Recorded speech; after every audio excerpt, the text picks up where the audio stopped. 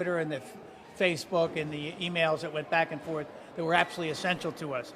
And lastly, there are two magnificent prosecutors that have lived with this case from the very beginning. That's Mary Beth Ayers and Jessica Hall. I will tell you, I would defy anybody to have sat through these trials and not recognized the extreme brilliance of these two women. And I know the families feel the same way. They've spoken to me many times about how thankful they were to Mary Beth and Jessica, and I just want to publicly begin by thanking them. The sentencing judge today was Judge David Boynton. He's our senior judge here in the Circuit Court for Montgomery County. The victims in this case, Shadi Najjar and Artem Zibaroff, would have been graduating from high school had they made it to the next day.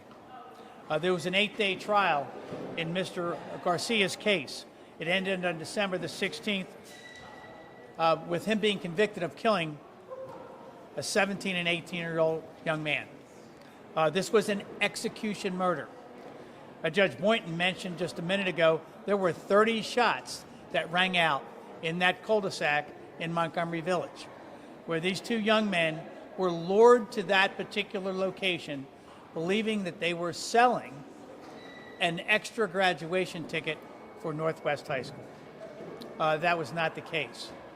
As I know that you are aware, and most of you have covered all of these trials, these young men were lured there because one of the young men, Mr. Najjar, had been involved in a drug transaction, RIP, about 6 months earlier, involving one of the co-defendants' wives and girlfriends, and this was a revenge killing.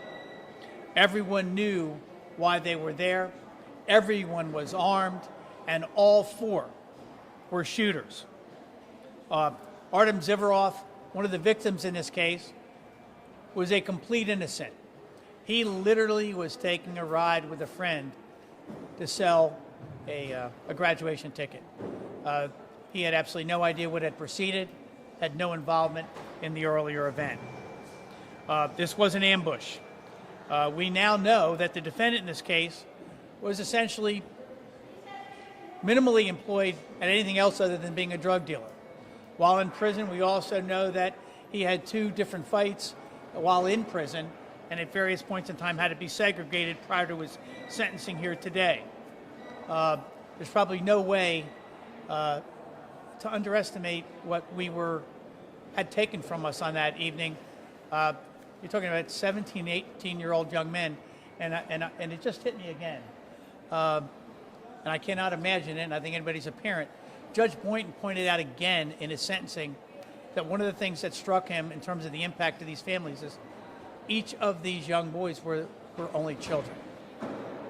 Only children for these mom and dad. Judge Boynton had the potential to give a maximum sentence of 100 years. He gave exactly that. He gave 2 25-year sentences consecutive to one another.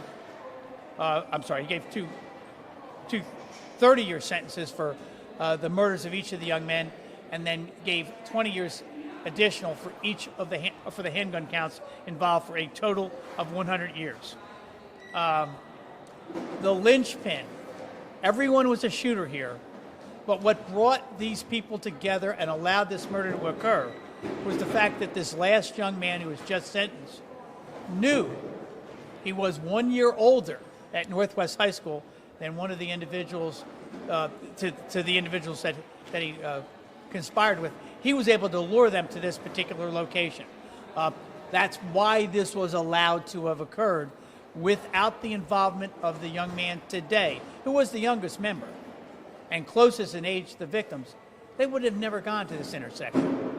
They never would have gone there. To some extent, Judge Boynton talked about how he felt that the jury, when they reached the verdict in this case, gave the defendant in this case, because he was a little bit of a benefit in the verdict. But he also clearly indicated by giving 100 years, the maximum sentence he could give, exactly and precisely what he thought about this young man's role. I would like to say that I've gotten to know, not as well, I think, as Mary Beth and Jessica, the moms and dads of these two boys. They stand here with me. these are extraordinary people. They had extraordinary sons, both with great potential. They had to go through 3 of these trials. And I will tell you, they did it with great dignity. I want to, as the state's attorney for Montgomery County, I want to thank them for being here with us, encouraging us, and supporting us through the process. These are very special people who've suffered a loss that I don't think any of us can actually imagine. Having said that, again, thank you for being here. I think we have at least one member would like to speak.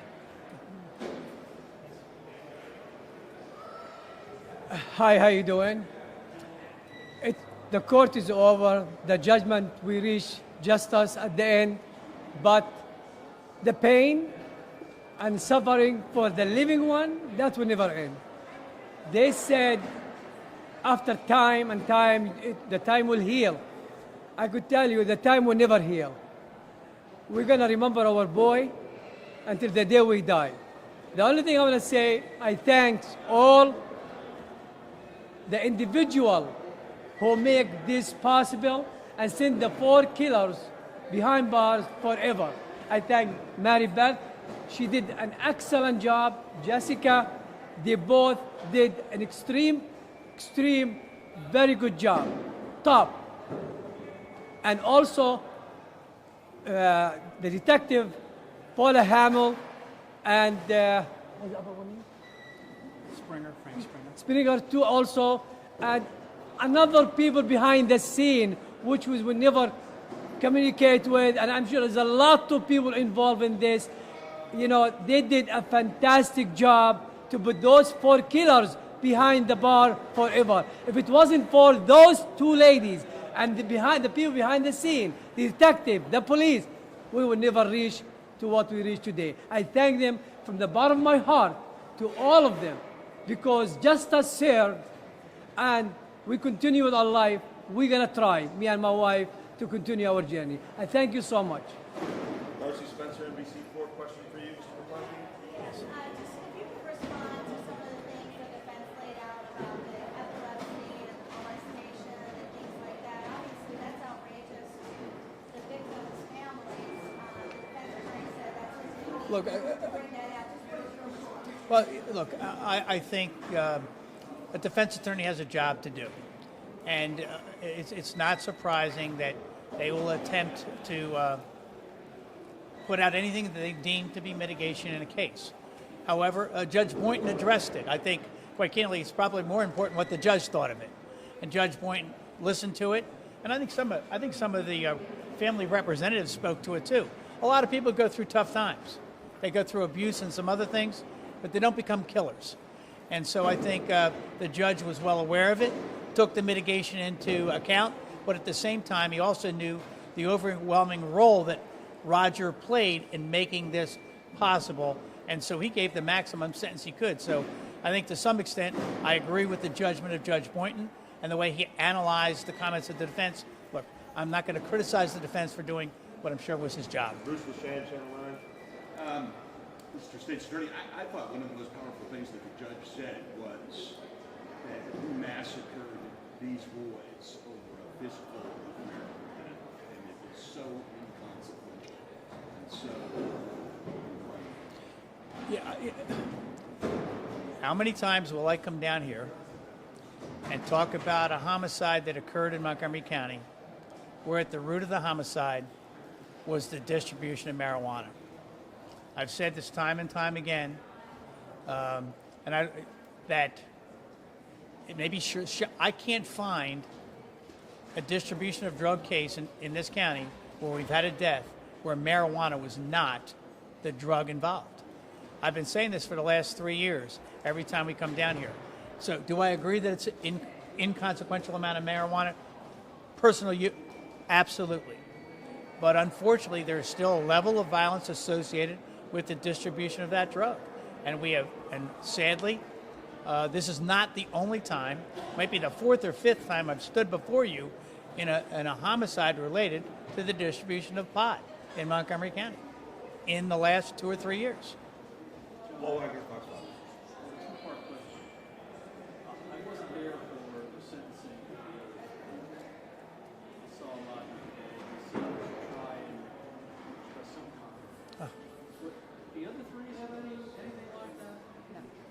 No one else addressed that. And quite candidly, I don't know what, Paul, I'm not sure what the characterization you're going to. I didn't hear him apologize. I didn't hear him accept any responsibility. So whatever, and he didn't speak very long. And I'm sure, like, look, he could be emotionally, but I didn't see any genuine. Did he turn to these people and say, "I'm sorry for taking the life of your son or daughter"? Did he apologize? You know, he talked about, like he was a casual observer, he talked about the pain he saw them suffer during the course of the trial, but took no responsibility, offered no apology. I took almost nothing away from what he had to say in court. When you sit through a sentencing like that, it grabs your soul. It puts your heart in your throat. To watch this from the jar, to watch even Roger's brother. You watched all of that. Can you sort of put that in kind of some words? These are gut-wrenching experiences. I don't know that you can ever really fully appreciate them until after you sit through one. Unfortunately, in nearly 40 years, I've sat through too many of them. I will tell you, I was honored to stand with these families and get to know these families. I know how difficult this process has been. Look, they went through this 1, 2, 3 times. They didn't know what the outcome was going to be. They didn't know how the trial was going to work. It's gut-wrenching, and it is gut-wrenching for everyone. It's gut-wrenching for the family who has a young boy walk out of there, is going to do 100 years in jail. There's pain everywhere. What's the line in the Romeo and Juliet? All are punished. In these kinds of cases, nobody walks out of there unscathed, unpunished. But these families are without their sons forever. So. Okay, Randy Bass. Can you touch on how this is going to provide closure for the families and for everybody? I think closure is nonsense. I don't believe in closure. I think if I went to anybody that's a family member here, if I told them now you can have closure, they would say they will never. The only thing that would ever give them closure if you could bring back their 17, 18-year-old sons. That's what they want. This doesn't do that.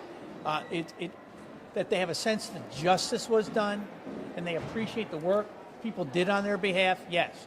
Closure, never. All right, everyone. Really appreciate your time today. Thanks for coming in.